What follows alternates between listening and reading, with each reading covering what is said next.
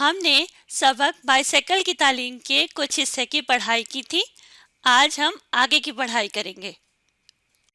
لہٰذا پھر ایک مرتبہ ہمت کی اور بائسیکل پر سوار ہو کر روانہ ہو گئے، لیکن چونکہ اترنا نہیں آتا تھا لہٰذا یہ ضروری تھا کہ کہیں نہ کہیں گریں، ورنہ بائسیکل کا چلنا بند نہیں ہو سکتا تھا۔ لہٰذا اس خیال سے ہم مطمئن تھے کہ کہیں نہ کہیں گرنا ضرور پڑے گا۔ یہاں ایک مزاحیہ انداز میں بات کی گئی ہے کہ ایک مرتبہ میں نے دوبارہ ہمت کی اور میں بائسیکل پر چڑھا اور مجھے یہ تو پتا تھا کہ میں اتر تو نہیں سکتا، تو اس لیے بائسیکل کا گرنا ضروری تھا۔ اگر بائسیکل نہیں گرتی تو وہ چلنا بند نہیں ہوگی۔ لیکن دل چاہتا تھا کہ کسی ایسی جگہ گریں کہ چوٹ بھی نہ آئے اور گالیاں بھی نہ کھائیں۔ اگرچہ ہم اس گرنے والے سانحے کے لیے تیار تھے، لیکن دل لرز رہا تھا کہ دیکھیے کیا ہوتا ہے، زندہ رہتے ہیں یا نہیں۔ لیکن بائسیکل کی تیز رفتاری نے تھوڑی ہی دیر میں اس کا فیصلہ کر دیا اور ہم ایک نہایت ہی مقدس بزرگ سے اس بری طرح لڑایا کہ خود تو کمبخت الگ جا پڑی اور ہم کو بڑے میاں کے عین اوپر گرایا۔ سانحہ کا مطلب ہے واقعہ۔ یہ جو تمام چیزیں میرے ساتھ ہو رہی تھیں، مختلف طرح کے واقعات ہو رہے تھے، سانحہ واقعہ۔ پھر آگے ہے مقدس۔ مقدس کا مطلب ہوتا ہے نیک یا پاکیزہ، پرہیزگار۔ اور یہاں ہم نے ایک اور لفظ پڑھا تھا، دل لرز رہا تھا، یعنی دل کانپ رہا تھا۔ یہ ڈر مجھے لگا ہوا تھا کہ آگے دیکھتے ہیں کیا ہوتا ہے، کہیں کوئی بڑی چوٹ نہ لگے، میں زندہ بھی رہتا ہوں یا نہیں، ایک ڈر اور ایک خوف تھا۔ اور بائسیکل کی تیز رفتاری نے یہ جلد ہی مجھے بتا دیا کہ کیا ہونے والا ہے۔ میں ایک بزرگ کے اوپر، ایک بوڑھے آدمی کے اوپر اس بری طرح سے گرا کہ سائیکل تو الگ کہیں جا کر پڑی تھی اور میں اس بڑے میاں، اس بزرگ کے بالکل اوپر جا کے گرا۔ وہ بیچارے وظیفہ میں محو تھے کہ یہ ناگہانی آفت آئی۔ غالباً ہم کو ملک الموت سمجھے ہوں گے، اس لیے ہم نے اپنے ہوش بجا ہونے کے بعد ان کو کلمہ پڑھتے ہوئے دیکھا اور اپنے کو ان کے اوپر پڑا ہوا۔ وظیفہ یعنی کوئی دعا، محو مصروف تھے، مشغول تھے دعا مانگنے میں۔ ناگہانی جو ایک دم سے آ جائے، اچانک آ جائے، آفت مصیبت کو کہتے ہیں۔ ملک الموت، موت کا فرشتہ، ملک فرشتے کو کہتے ہیں، موت کا فرشتہ، ملک الموت کا مطلب ہے موت کا فرشتہ۔ ہوش بجا ہونے یعنی جب میں ہوش میں آیا، جب مجھے پتا چلا کہ ہوا کیا ہے، تو جب میں ہوش میں آیا تو مجھے پتا چلا کہ وہ جو بیچارے بزرگ تھے جن کے اوپر میں جا کر گرا تھا، وہ تو دعاؤں میں مصروف تھے کہ کہیں میں تو بس مر گیا ہوں اور مجھے فرشتے لینے آ گئے ہیں۔ یہ بھی ایک مزاحیہ انداز ہے جس سے وہ اس صورتحال کو بتا رہے ہیں۔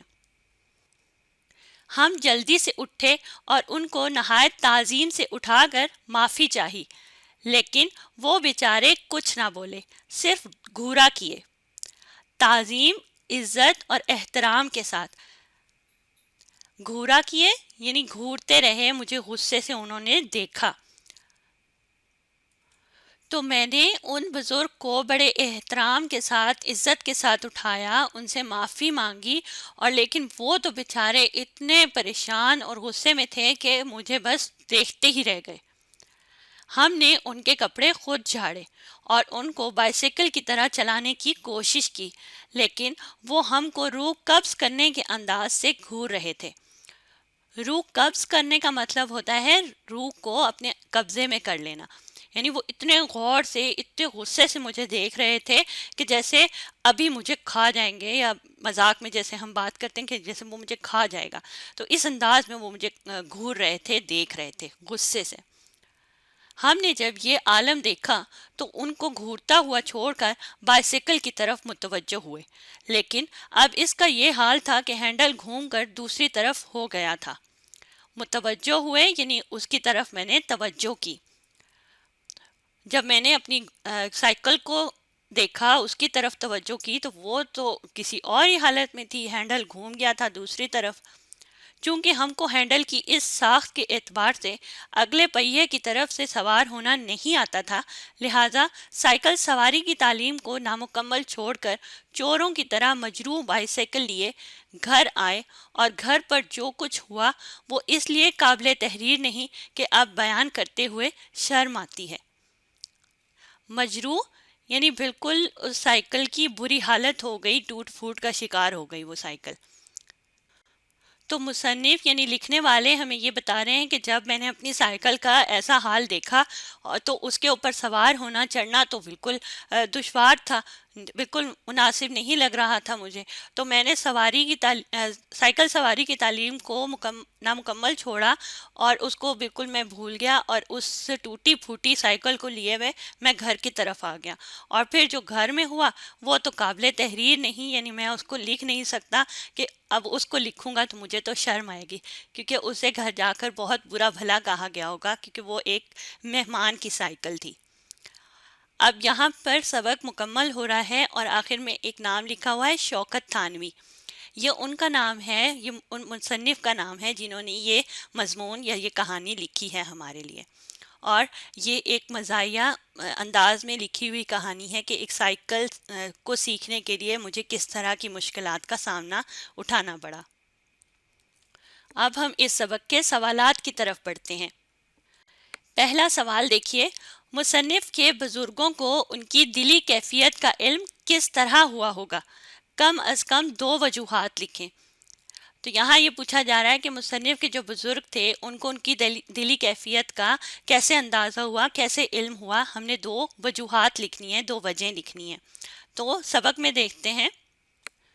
تو بالکل شروع کے جو جملے ہیں یہاں ہم نے پڑھا تھا، ہر وقت اسی کا تذکرہ ہے، رات کو خواب بھی دیکھتے ہیں تو بائیسیکل کا۔ بات یہ تھی کہ سڑکوں پر کثرت سے اپنے ہم عمروں کو اور اپنے سے بڑے لوگوں کو بائیسیکل پر فراٹے بھرتے ہوئے دیکھتے تھے اور کلیجہ تھام کر رہ جاتے تھے۔ اب یہاں پر ہر وقت اسی کا تذکرہ ہے، ہم یہ ایک وجہ لکھ سکتے ہیں کہ ہر وقت وہ انہی کے سائیکل چلانے کے خیالات میں ہی ہر وقت گم رہتا تھا اور اسی کے بارے میں بات چیت کرتا تھا۔ اور دوسری بات یہ تھی کہ وہ کثرت سے اپنے ہم عمروں کو بھی سائیکل چلاتے ہوئے دیکھا کرتے تھے۔ تو یہ 2 وجوہات تھیں جن کی وجہ سے ان کے بزرگوں کو ان کی دلی کیفیت کا علم ہو سکا تھا۔ تو پہلی وجہ کیا ہوگی؟ مصنف ہر وقت سائیکل کا ذکر کرتے رہتے تھے۔ اور دوسری وجہ ہم لکھیں گے، مصنف اکثر اپنے ہم عمر لڑکوں کو بڑے رشک سے دیکھتے تھے۔ رشک کا مطلب ہوتا ہے بہت غور سے اور بہت دلچسپی کے ساتھ کہ وہ تو سائیکل چلا رہے ہیں اور میں نہیں چلا رہا۔ تو یہ 2 وجہیں ہم اس سوال کے جواب میں لکھ سکتے ہیں۔ ایک تو وہ ہر وقت سائیکل کا ذکر کرتے رہتے تھے، اور دوسرا مصنف اکثر اپنے ہم عمر لڑکوں کو بڑے رشک سے دیکھتے تھے۔ دوسرا سوال دیکھیں، مصنف کو پہلی بار سائیکل چلانے کا موقع کیسے ملا؟ تو وہ موقع کیسے ملا تھا، چلیں سبق میں دیکھتے ہیں کہ ہم نے یہ بات کہاں پڑھی تھی۔ تو یہاں لکھا ہے، ایک دن کوئی صاحب بائیسیکل پر سوار ہو کر ہمارے کسی بزرگ سے ملنے آئے، وہ تو ادھر ملتے رہے اور ادھر ان کی بائیسیکل ہمارے کام آئی۔ تو یہ ان کو پہلا موقع ملا تھا بائیسیکل چلانے کا۔ تو ہم جواب میں کیسے لکھیں گے؟ تو کچھ حصہ ہم جواب کا سوال سے ہی لیں گے، مصنف کو ہٹا کے لکھیں گے مصنف نے پہلی بار، اتنا حصہ لکھنے کے بعد پھر آگے ہم اگلی بات لکھیں گے۔ تو جواب کیا بن جائے گا؟ مصنف نے پہلی بار کو کی جگہ نے لگایا اور پھر لکھا اپنے گھر میں آئے مہمان کی سائیکل چلائی۔ مصنف نے پہلی بار اپنے گھر میں آئے مہمان کی سائیکل چلائی، یہ اس کا جواب ہوگا۔ اب باری ہے سوال نمبر 3 کی۔ تیسرا سوال ہے، بزرگوں نے کیا طے کیا تھا؟ کیا طے کیا تھا؟ چلیں اس کا جواب ڈھونڈتے ہیں۔ تو سبق میں ہم نے پڑھا تھا، آخر کار یہ طے پایا گیا کہ ہم کسی پرانی بائیسیکل پر سوار ہونا سیکھ کر مشق کر لیں تو نئی سائیکل خرید لی جائے گی، ورنہ نئی بائیسیکل ٹوٹ کر سیکھ چکنے سے پہلے ہی ہم کو پھر نئی بائیسیکل کی تمنا میں مبتلا کر دے گی۔ تو اس کا جواب ہم کچھ یوں لکھیں گے، کچھ حصہ ہم سوال سے ہی لیں گے، بزرگوں نے کیا کی جگہ پہ یہ لگائیں گے، بزرگوں نے یہ طے کیا اور تھا کو بھی ہٹا دیں گے۔ تو جواب ہو جائے گا بزرگوں نے یہ طے کیا کہ کسی پرانی سائیکل پر سوار ہونا سیکھ جائیں تو نئی سائیکل خریدی جائے گی۔ کیا کی جگہ یہ لگا دیا اور تھا کو بھی ہٹا دیا، سوالیہ نشان کو ہٹا کے ہم نے خاتمہ لگا دیا۔ تو جواب کیا بنا؟ بزرگوں نے یہ طے کیا کسی پرانی سائیکل پر سوار ہونا سیکھ جائیں تو نئی سائیکل خریدی جائے گی۔ سوال نمبر 4، یہ مضمون نثر کی کون سی قسم ہے؟ ہم نے یہ جو مضمون پڑھا ہے یہ نثر کی کون سی قسم ہے؟ اس میں کس طرح کی بات ہوئی ہے؟ طنز و مزاح کے بارے میں بات ہوئی ہے، تو ہم یہاں لکھ سکتے ہیں کہ یہ مضمون نثر کی قسم طنز و مزاح سے لیا گیا ہے، یا ہم یوں لکھ سکتے ہیں کہ یہ مضمون نثر کی قسم طنز و مزاح سے تعلق رکھتا ہے۔ تو آدھا حصہ ہم سوال سے ہی لیں گے، یہ مضمون نثر کی، یہاں تک لکھنے کے بعد کون سی کی جگہ پہ نثر کی قسم طنز و مزاح سے تعلق رکھتا ہے۔ یہ مضمون نثر کی کون سی کو ہٹا دیں گے، قسم طنز و مزاح سے تعلق رکھتا، اور پھر سوال سے ہی ہے کا لفظ لیں گے، سوالیہ نشان کی جگہ پہ خاتمہ کی علامت آ جائے گی، اور جواب ہو جائے گا یہ مضمون نثر کی قسم طنز و مزاح سے تعلق رکھتا ہے۔ اب باری ہے سوال 5 کی۔ سوال نمبر 5 ہے، اس مضمون کا کون سا حصہ آپ کو بہت مزیدار لگا؟ نقل کیجئے۔ اس کا مطلب ہے کہ جو بھی حصہ آپ کو مضمون کا اچھا لگا، مزے کا لگا، اور آپ کو وہ پڑھ کر بہت ہنسی آئی، تو آپ نے وہ یہاں پہ نقل کرنا ہے، یعنی لکھنا ہے۔ جیسے مجھے تو یہ والا واقعہ جو یہاں پہ واقعہ ذکر ہوا تھا کہ اب کی مرتبہ بائسیکل سڑک پر آرام فرمانے والے گدھے سے ٹکرا کر خود ادھر جا گری اور ہم کو گدھے کا سہارا لے کر اسی کی پیٹھ پر بیٹھ جانا پڑا۔ تو یہ جو بات تھی، اس کو پڑھ کر مجھے بہت اچھا لگا تھا، بہت مزہ آیا تھا، تو میں اس کو لکھوں گی۔ اسی طرح آپ کو جو بھی بات اس پورے سبق میں اچھی لگی ہے، اس پورے مضمون میں اچھی لگی ہے، مزے کی لگی ہے، تو آپ وہ تحریر کر لیں گے۔ اب آپ نے اس ویڈیو کو دوبارہ دیکھنا ہے اور ساتھ ساتھ پڑھنے اور سمجھنے کی کوشش کرنی ہے۔